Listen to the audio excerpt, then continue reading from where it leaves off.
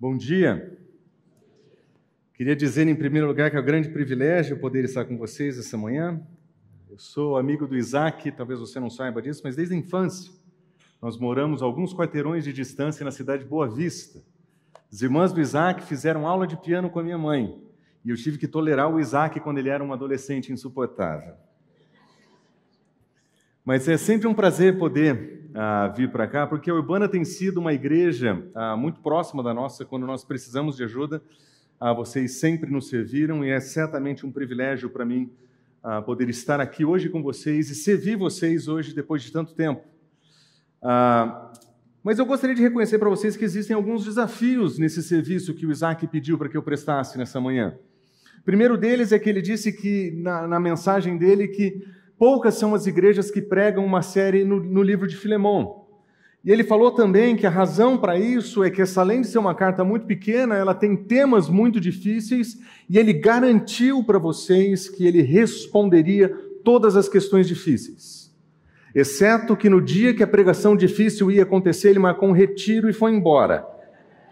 E ele convidou o amigo para ficar com a porção do texto, que é a porção que ele disse que ia responder para vocês. Então eu tenho a responsabilidade de honrar o que ele falou para vocês, mas eu tenho uma má notícia para vocês. Essa série de Filemão lembra muito série do Netflix. Sabe quando você começa a se interessar por uma série e você assiste o primeiro episódio que foi escrito pelo diretor e você fala que foi incrível? E depois você assiste o segundo episódio que foi dirigido pelo roteirista e você fala que incrível. Aí vem o terceiro capítulo da série e foi escrito pelo estagiário. É mais ou menos assim que essa série vai andar. Mas graças a Deus o diretor volta semana que vem para salvar essa série para vocês. Mas como uma boa série, eu gostaria de, antes de falar sobre o texto que nós vamos ler, eu gostaria de fazer uma rápida retrospectiva daquilo que aconteceu nos episódios anteriores.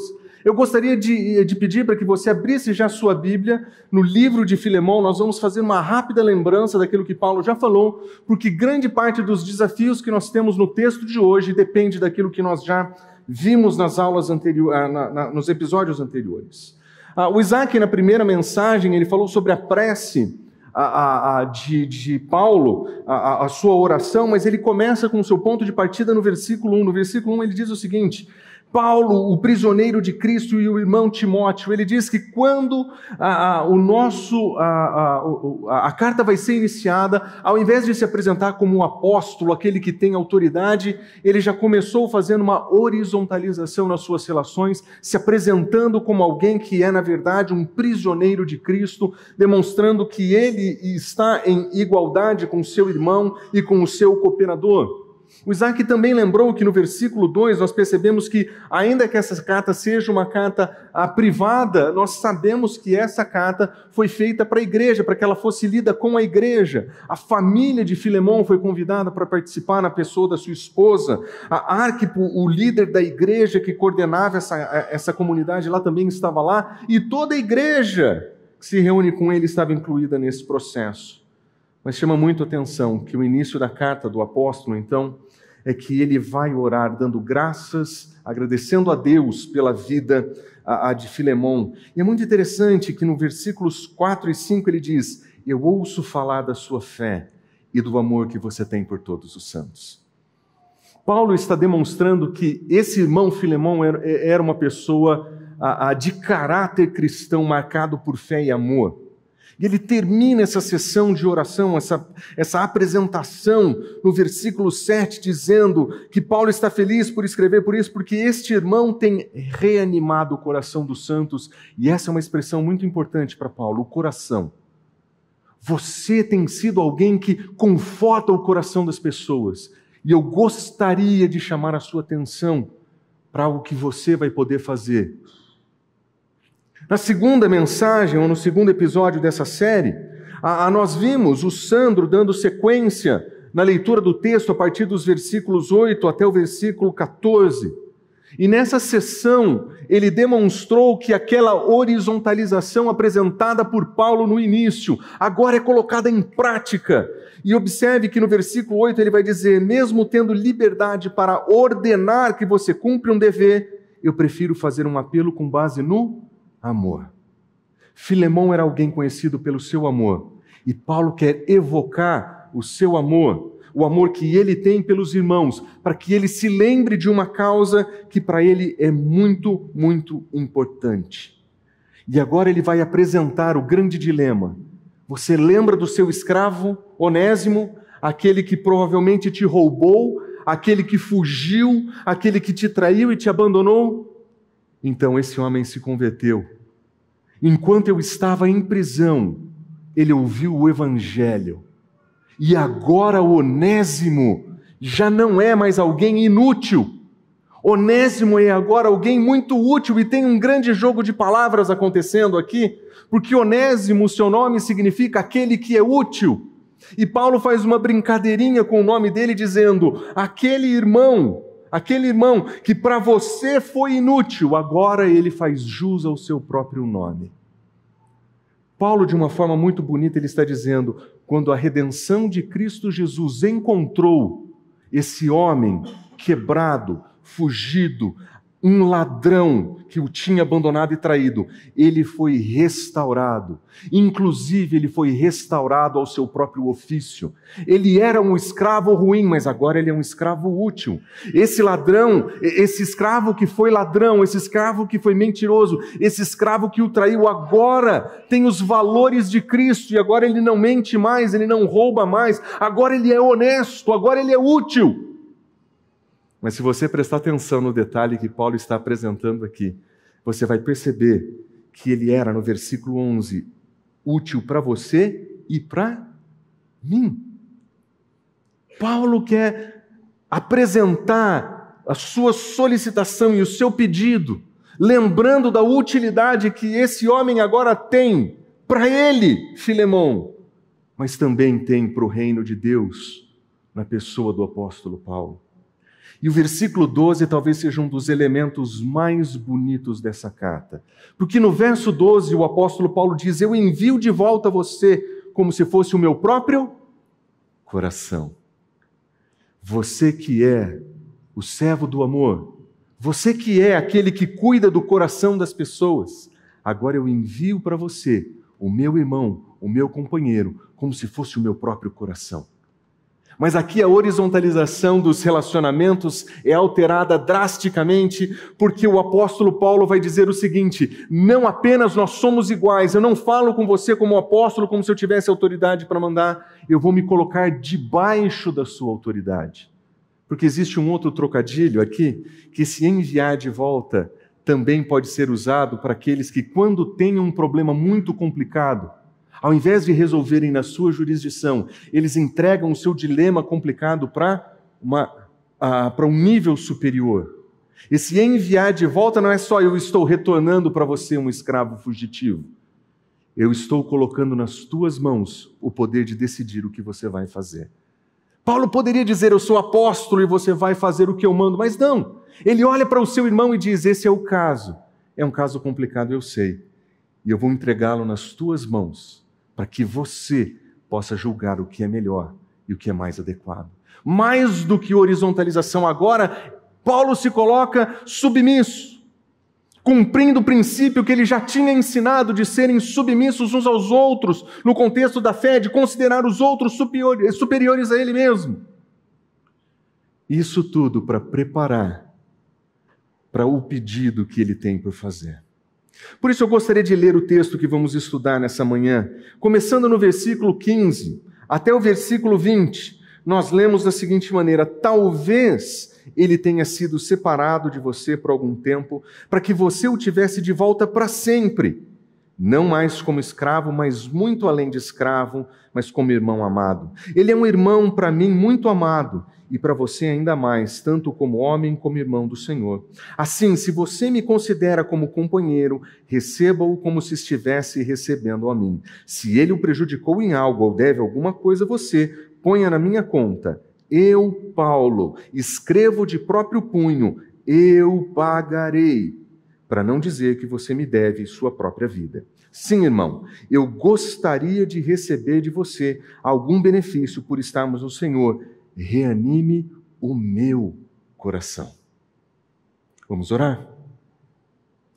Senhor Deus, muito obrigado pelo privilégio e oportunidade de lermos a Tua palavra nessa manhã. Esse é um texto incrível do Evangelho de Cristo Jesus. Esse é um texto, Senhor, que mostra a grandeza do alcance do Teu amor. Mas, Senhor, é um texto também cercado de dificuldades. E para nós entendermos esse texto de uma maneira coerente e correta com aquilo que o Senhor revelou, Senhor, nós precisamos nos debruçar nesse texto em humildade, reconhecendo quem o Senhor é, reconhecendo a inspiração da Tua palavra e reconhecendo também, Senhor, o nosso desejo profundo de entender e praticar o que nós lemos aqui. Cuida, Senhor, do nosso tempo nessa manhã, para que possamos aprender aquilo que o Senhor tem a nos ensinar a partir da Tua palavra. Nós oramos em nome de Jesus. Amém. Uma das coisas que eu aprendi no ministério pastoral é que grande parte daquilo que as pessoas pensam que o ministério pastoral é, na verdade, não é. Toda vez que eu converso com alguém que gostaria de ser um ministro, alguém que gostaria de trabalhar na igreja, eu escuto alguma coisa desse tipo. Quando eu quero ser pastor porque eu gosto de pregar, eu gosto de ensinar, eu gosto de dar palestras, eu gosto de escrever livros. E cá entre nós, a grande maioria dos pastores que são pastores também gostam dessas coisas. Mas a bem da verdade é que a prática do ministério é completamente diferente. Grande parte do ministério pastoral tem a ver com o trabalho de reconciliar diferenças, reconciliar pessoas. Grande parte do trabalho pastoral tem a ver com o cuidado de gente que passa por conflito. E eu tive a experiência de aprender isso muito cedo no ministério, de que grande parte do que nós vamos fazer é ajudar pessoas a entenderem o valor do Evangelho, especialmente para os seus momentos em que estão em conflito. Me lembro de uma vez que eu fui atender um casal que vivia uma situação de conflito e ficou muito claro que aquele casal tinha um problema terrível, profundo, e não era nenhuma das acusações que eles faziam um contra o outro. O grande problema daquele casal se encontrava no fato de que eles não haviam entendido que a reconciliação genuína só acontece onde existe arrependimento verdadeiro e perdão generoso. Não existe reconciliação em uma cena de conflito entre duas pessoas ou duas partes, sem que exista arrependimento verdadeiro daquele que ofendeu e perdão daquele que foi ofendido. Você pode tentar apresentar as Escrituras, você pode tentar apresentar os valores, mas enquanto essa transformação interna não acontecer, a verdadeira reconciliação não acontece. E uma das coisas que eu aprendi também é que reconciliações de casos difíceis exigem mediadores.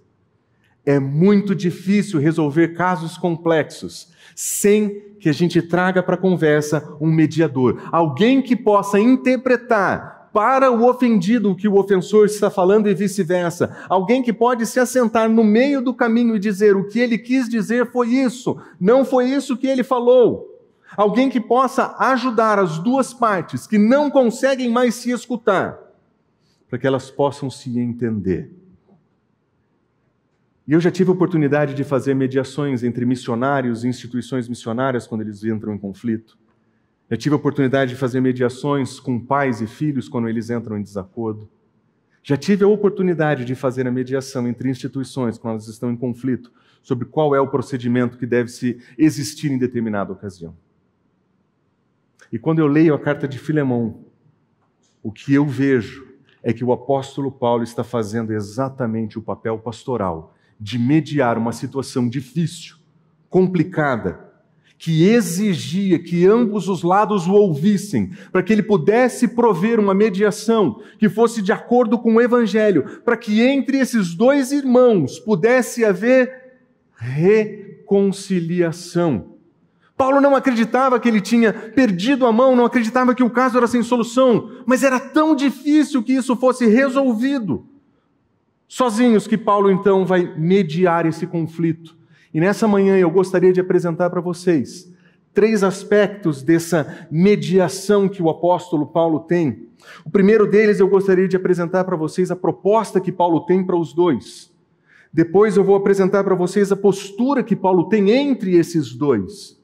E por fim, eu gostaria de demonstrar a esperança que o apóstolo Paulo tem. E se nós olharmos para esse texto com a devida atenção, apesar de ser um texto difícil, nós vamos entender o coração da mensagem do apóstolo Paulo, de que redenção e reconciliação estão profundamente ligadas e que reconciliação acontece num ambiente onde existe verdadeiro arrependimento e perdão genuíno a ser disponibilizado. Abra sua Bíblia comigo, versículos 15 a 17, nós vamos observar a proposta que o apóstolo Paulo tem. E nós vamos observar que essa é a parte mais difícil desse texto, não porque o texto tenha complicações sintáticas ou porque esse texto seja muito difícil de entender por causa dos seus termos, ele é muito difícil porque nós vivemos em um mundo onde o conceito da escravidão foi completamente maculado, foi completamente transformado e a nossa imaginação vai sempre para o filme que nós assistimos, para o livro que nós lemos, nesse conceito de escravidão moderna, porque a nossa mente e a nossa imaginação foi cooptada nessa direção. Quando nós lemos a proposta que o apóstolo Paulo tem, nós ficamos em choque. Observe o que ele diz no versículo 15. Talvez ele tenha sido separado de você por algum tempo, para que você o tivesse de volta para sempre. Puxa vida! O que Paulo quer dizer com isso?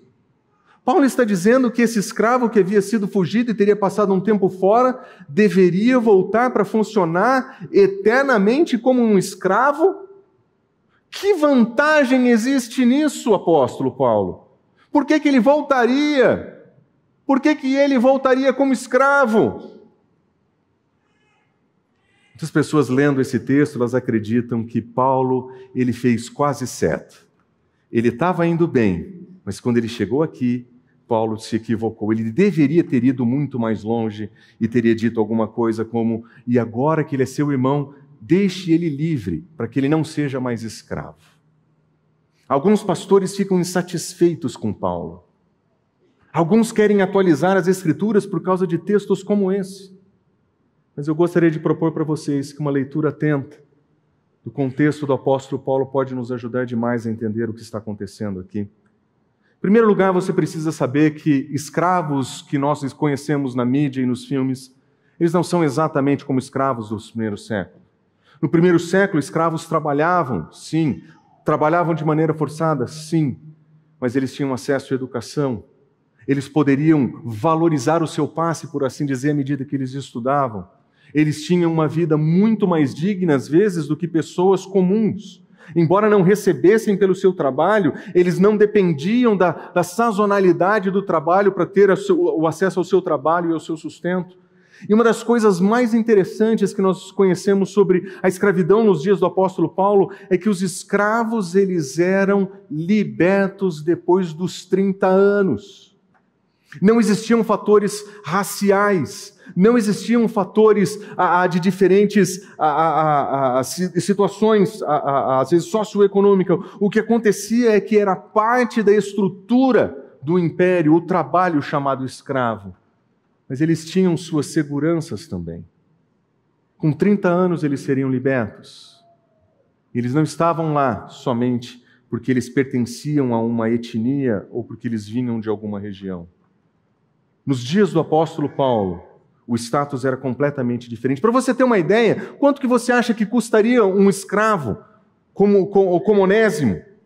Onésimo, escravo fugitivo. Se você for visitar o valor inicial de um escravo nos dias do apóstolo Paulo, era de mais ou menos 750 sestércios, uma moeda romana. Em real, isso seria mais ou menos 11.250 reais. Era um investimento. Esse era o escravo de entrada, se eu puder dizer assim. Esse é aquele que vem sem todos os opcionais. Mas existe um valor final para um escravo no Império. Ele poderia custar até 700.000 sestércios, que em real seria alguma coisa aproximada a 10 milhões e meio de real. Esse era o valor de um escravo bom.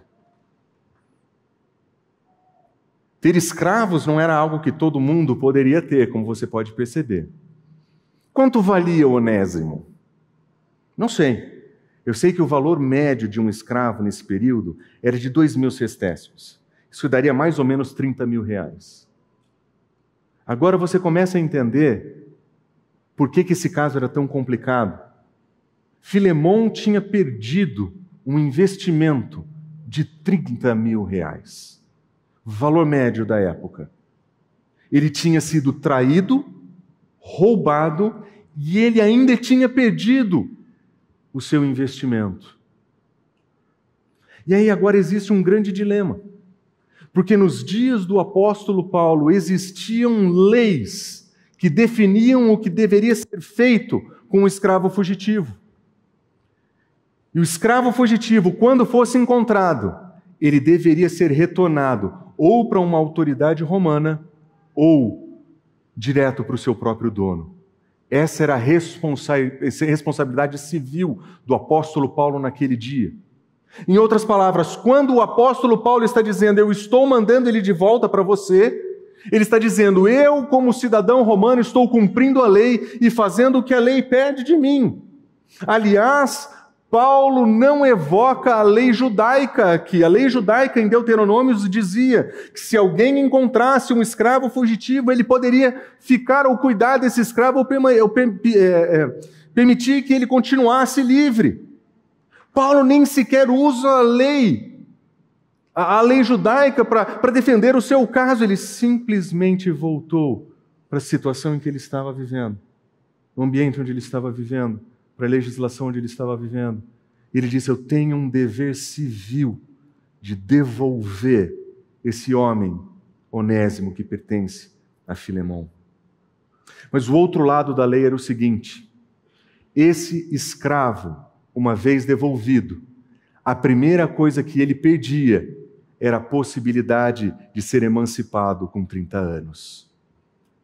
Este homem perdeu o direito pela lei de ter liberdade, porque ele roubou, traiu e fugiu do seu Senhor. Então, quando Paulo diz, eu estou enviando de volta, talvez para que você o tenha para sempre, Paulo está dizendo, a lei está a teu favor. Esse escravo que fugiu da tua casa, agora pode justamente ficar contigo para sempre, porque é isso que a lei romana determina. Mas Paulo tem uma proposta alternativa. Paulo quer mostrar para Filemon que maior do que as leis civis do Império Romano, do que as responsabilidades que ele tem como cidadão romano, existe um poder do Evangelho que transforma pessoas e que oferece diferentes oportunidades. Observe o que diz no versículo 16. Receba-o, mas não mais como escravo, muito além de escravo, mas como um irmão amado.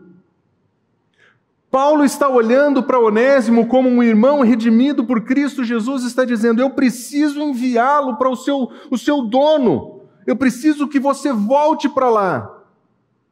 E você vai levar essa carta, que muito provavelmente contém informações relacionadas à sua sentença. Você vai levar essa carta. E nessa carta Paulo está dizendo, Filemon, agora ele é nosso irmão. Nós devemos tratá-lo como irmão. E eu peço que você o receba como um irmão amado. Ele diz, ele é para mim um irmão muito amado, mais para você ainda, tanto como homem como como irmão. Este é alguém que recebeu o amor de Cristo Jesus. Filemon, você que ama os irmãos da fé, você que consola o coração dos teus irmãos, eu estou enviando para você um irmão nosso, para que você cuide dele. Mas Paulo vai além, ele acha que só receber como um irmão é muito pouco. Ele quer que Filemon receba Onésimo, o traidor, ladrão, fugitivo, como se fosse o próprio apóstolo. Observe o versículo 17. Assim, se você me considera um companheiro, receba este como se estivesse recebendo a mim.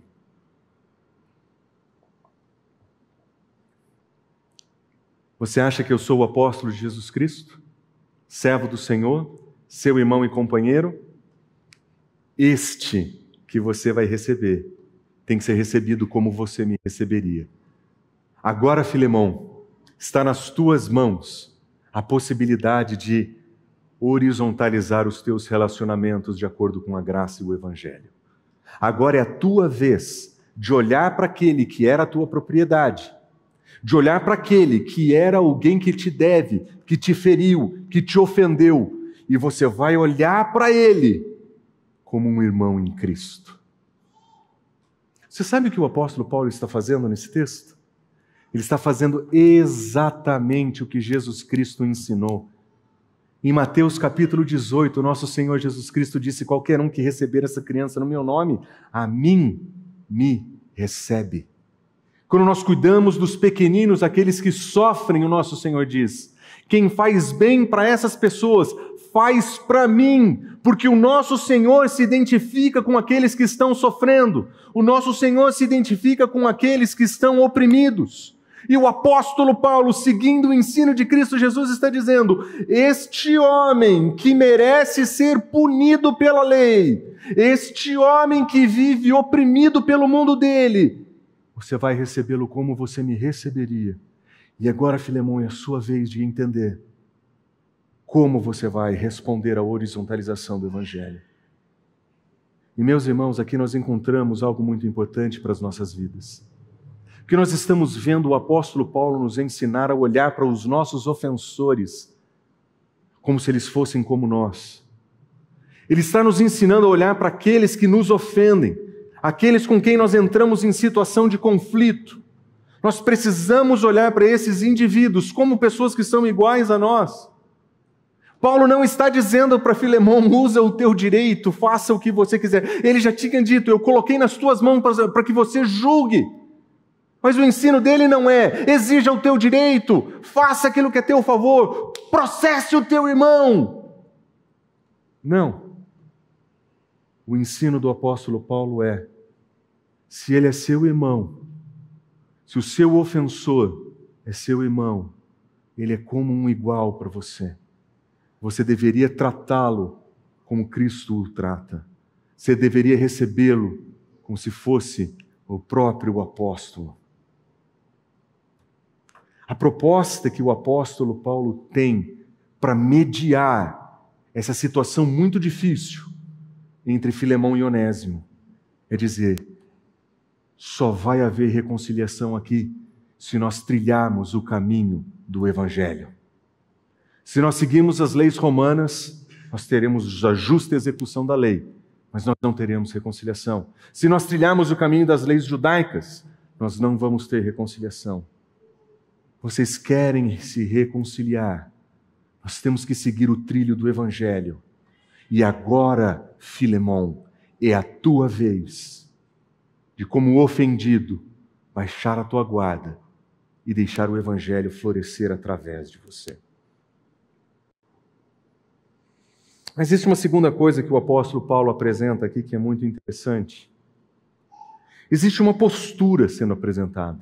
Paulo não está apenas chamando a conversa para os limites, mas não está além do perdão do Senhor. O caso é complicado, mas não está além do resgate que ele oferece.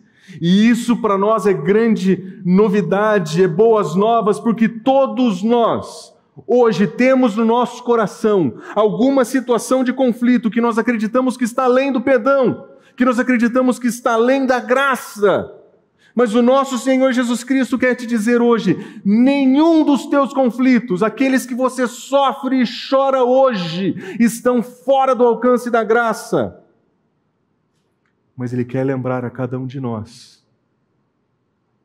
que reconciliação depende de arrependimento verdadeiro e oferta de perdão genuína.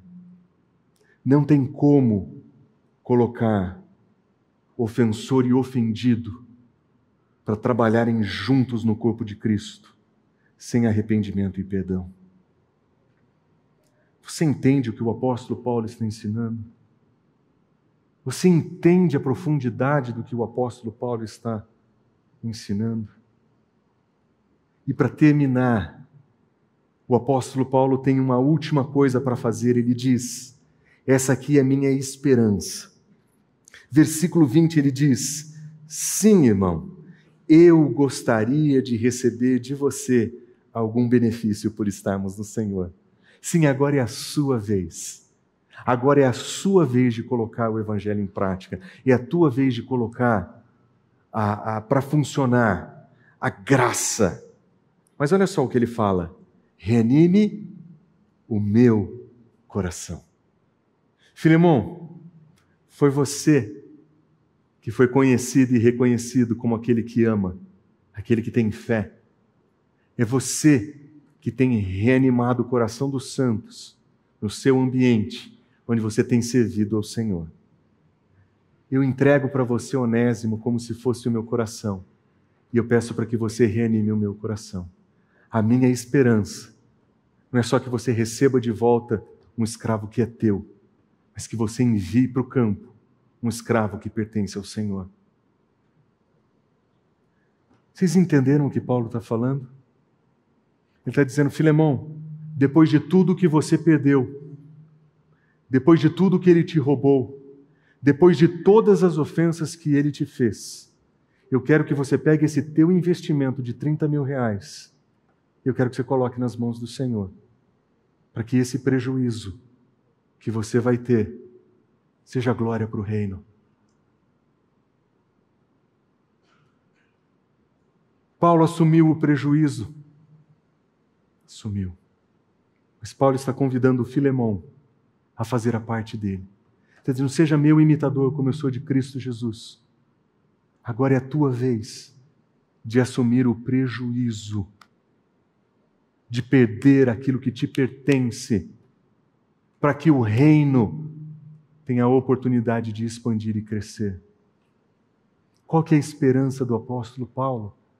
A esperança do apóstolo Paulo é que Onésimo será para ele coparticipante desse ministério, propagador do Evangelho da Graça, um ex-escravo, escravo de Cristo, para a glória de Deus. Filemão, o caso é complicado, está nas tuas mãos, mas reanime o meu coração. Coloque em prática o amor que você tem. Reanime o meu coração como você tem feito com seus irmãos. Mas como uma boa série, a gente não pode chegar no fim da mensagem sem pensar nas cenas do próximo capítulo, não é verdade? Eu não gostaria de terminar essa mensagem aqui sem ler, pelo menos ler, o último versículo. O versículo seguinte que diz: confiante da sua obediência, eu escrevo a você, sabendo que fará ainda mais do que eu te peço. Paulo, como assim? Esse cara já perdeu tudo. Ele já foi ofendido em tudo. Ele está abrindo mão do seu escravo. O que mais você espera dele? Manda ele com sustento. Seja você aquele que vai pagar o preço, sofrer o prejuízo, para que o reino possa expandir. O que nós aprendemos nessa mensagem, meus irmãos? Nós aprendemos que a horizontalização da graça em Cristo Jesus atinge a todos nós.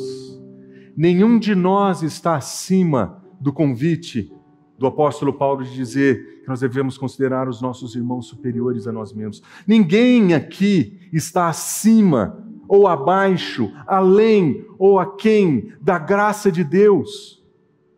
Na graça de Cristo Jesus nós somos todos iguais e não precisamos tratar os outros de maneira inferiorizada. Nós não precisamos usar das nossas oportunidades e autoridade para pisar em outras pessoas ou fazer com que elas sofram. Todos nós somos chamados para essa vida de termos os nossos irmãos como os nossos iguais.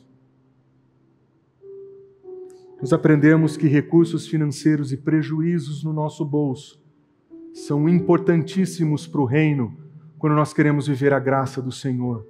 Nesse mundo que diz, o dinheiro é meu, Eu vou processar para ganhar mais dinheiro quando eu fui ofendido. O Evangelho está dizendo o contrário. Ele está dizendo, se nós tivermos que sofrer o prejuízo para que a glória de Deus avance, para que o Evangelho avance, que soframos o prejuízo. Nós fomos chamados para sofrer, para perder.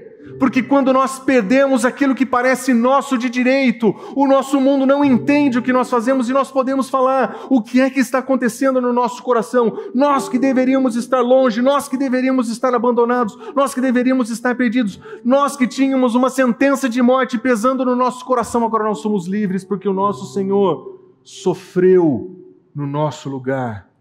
E porque Ele sofreu e pagou o preço do meu pecado, eu posso sofrer e pagar o preço e sofrer o prejuízo, por causa que é assim que nós aprendemos no Evangelho. Não são os meus direitos, são os valores do reino, são os valores da graça. Mas nós aprendemos também que o prejuízo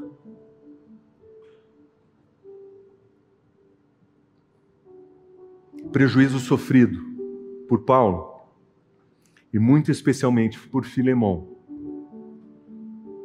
eles deram frutos para o reino. A carta termina sem que nós saibamos exatamente o que aconteceu.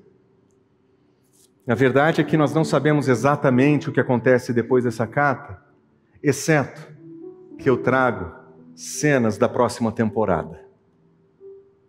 Na próxima temporada, depois do 4º episódio, a igreja cristã continuou a prosperar. E nós vamos ouvir de um homem chamado Inácio, que ele vai escrever uma carta para uma igreja que estava na região de Éfeso. E poucos anos mais tarde, Onésimo tinha os seus 70 e alguns anos. Inácio escreve para essa igreja e diz o seguinte: é assim, em nome de Deus, que eu recebi toda a comunidade na pessoa de Onésimo, o seu bispo. Um homem cujo amor está além de qualquer descrição. Eu peço que vocês o amem em Jesus Cristo e que cada um de vocês seja com ele. Bendito seja aquele que concedeu a graça de ter um bispo assim como ele é. O prejuízo do apóstolo Paulo valeu a pena? Com certeza. O prejuízo de Filemão valeu a pena? Com certeza.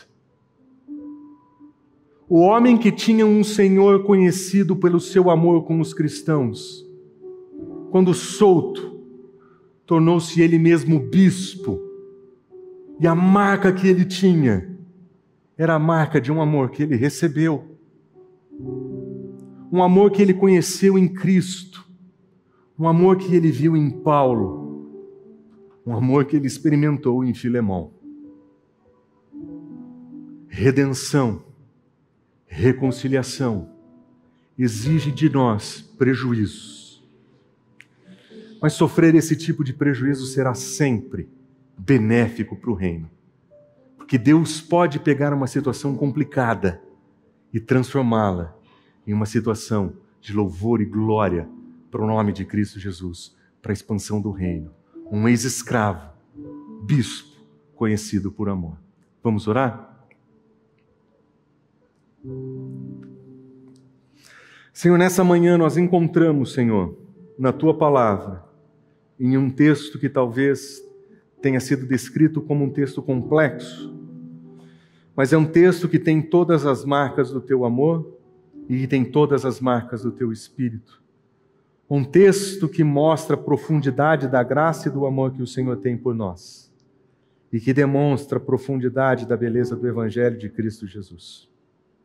Hoje nós ouvimos o Teu ensino e nós entendemos que reconciliação exige de nós arrependimento e perdão e que em situações complicadas o prejuízo é necessário, mas que se esse for o caso nós vamos pagar o preço.